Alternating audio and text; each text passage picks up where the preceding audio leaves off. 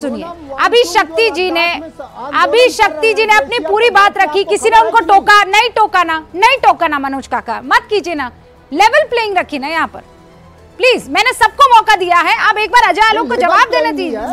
हाँ तो फिर नहीं, अरे तो आप अपनी सुनिए, आप अपना हाथ उठाइए, आपको मैं मौका दे दूंगी। मुझे समझ में आ गया कि आपने कुछ नोट किया है जो आप पसंद नहीं कर रहे हैं, मैं मौका दे दूंगी। अजय आलोक प्लीज बीच में ना बोले, आप समझिए ना, जनता को समझ में नहीं आएगा, फायदा क्या होगा। हाँ अजय आलोक,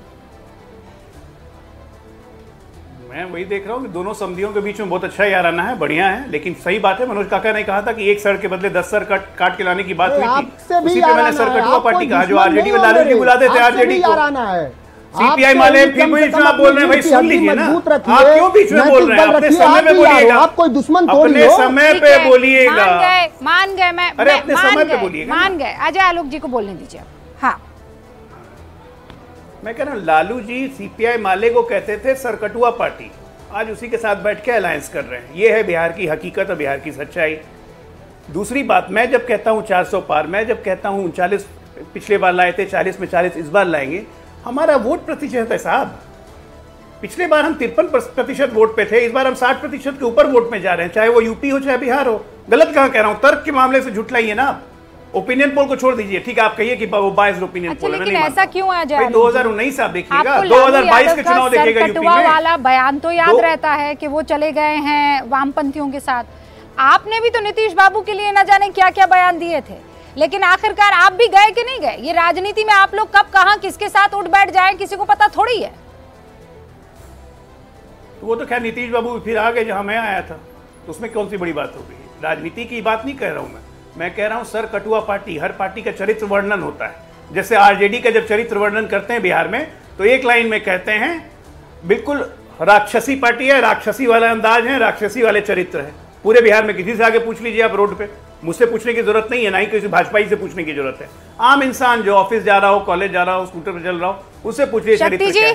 तो उसी तरह से सीपीआई माले के बारे में चरित्र लालू जी ने ही वर्णन किया था, मैं तो वही बता रहा हूँ।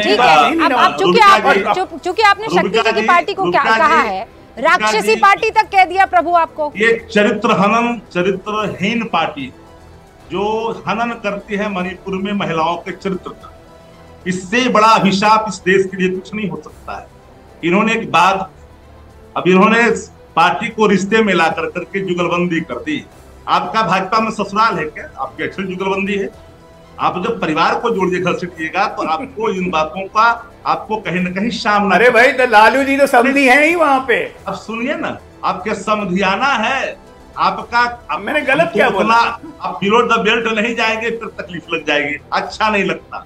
हम राजनीतिक बात करने के लिए आए हैं, मुद्दों पर बात करने आए, और मैं ही बड़ा ही संजीदगी के साथ कर रहा हूँ कि चरित्र हनन करने वाली पार्टी, महिला पहलवानों का चरित्र करने वाली, मणिपुर में अबलाओं का वस्त्र हनन करने वाली पार्टी हमको कह रही है। पार्टी आज सरेआम बिहार के अंदर में लूट और हत्या, बलात्कार जैसी घटना चल के बोल रही है, कानून का राज समाप्त हो गया इकबाल, और आप कह रहे हैं चरित्र हनन करने वाली पार्टी हमको नसीहत दे रही है। अरे मुद्दों पे बात करो, बिहार में आम आवाम की बात करो, युवाओं की बात करो, किसान की बात करो, आम इंसान की बात करो।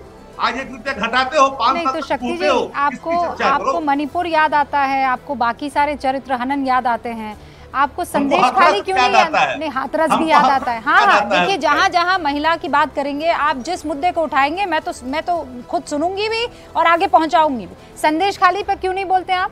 ममता दीदी के राज्य में हुई उस घटना पर आप क्यों कुछ बात नहीं करते? कोई भी घटना मानवता को शर्मसार करे, उन घटनाओं पर मेरी प्रतिक्रिया स्वाभाविक और सामयिक तौर पर आता है, और हम उन घटनाओं पर दुख भी व्यक्त करते हैं, और ये कहते हैं कि ये घटना कहीं देश के लिए, समाज के लिए उचित नहीं है, और मेरा पहला प्रतिक्रिया इस पर आ चुका है।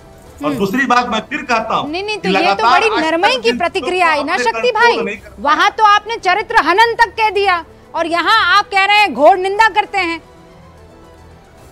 जो चीजें चरित्र हनन से जुड़ा होगा उसको मैं कहूंगा, जो चीजें आत्मीय, जो मानवता के विरुद्ध होगा मैं कहूंगा। अच्छा। जो बातें राजनीतिक रूप से मैं उसको भी कहूंगा। लेकिन सवाल सामने है कि आपको जो लग रही है मिर्ची, जिन सवालों पर आप राजनीतिक बात करो ना, आप पारिवारिक बात क्यों लाते हो?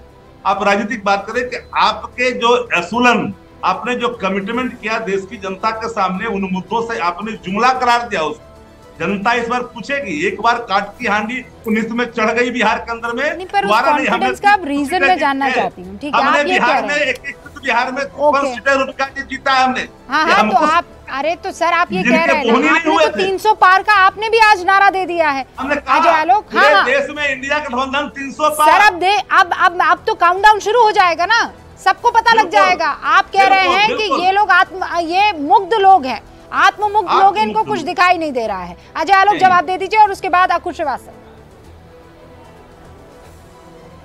भाई मुझे दिख रहा है कि इनका गठबंधन हुआ आरजेडी बिहार में, यूपी में डीएमके से और महाराष्ट्र में, 4 राज्यों में गठबंधन हुआ। चारों की सीट जरा जोड़ते हैं, 80-40 120, महाराष्ट्र 48 168 और 39-40 ही मान लीजिए, 168 40 208 सीट पे गठबंधन हुआ। 300 पार का नारा दे रहे हैं, शाबाश।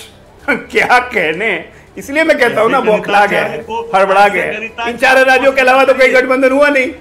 अब एक मिनट सीपीआई सीपीएम भी आपको गठबंधन नहीं दे रही है। अब एक मिनट सुनिए ना, आप लोग बीच में क्यों बोलने लगते हैं? अरे बीच में क्यों बोलते हैं? बीच में बोल रहे हैं ऐसे, ये गलत बात है, ये गलत बात है। मुझे हंसी आती है। वो सुन रहे थे ना आपको, आप सुनिए।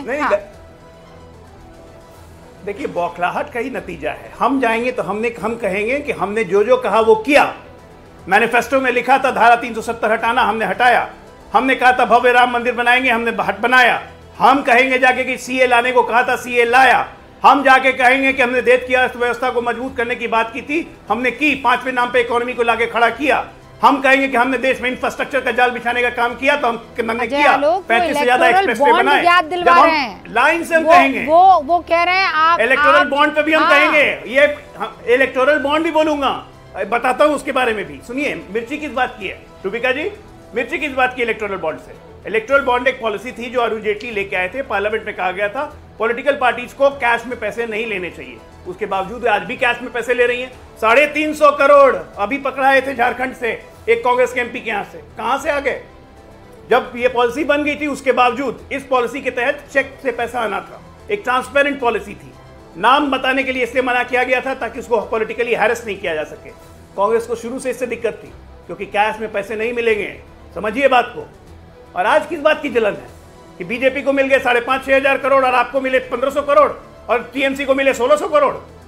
अरे भैया, आपको इतनी दिक्कत थी तो नहीं लेते ना इलेक्टोरल बॉन्ड में पैसा। माल भी खाओगे और उसके बाद हमें कम मिले उसके लिए चिल्लाओगे भी। मनोज काका, पॉलिसी आपकी क्या है? आपका क्या जवाब है?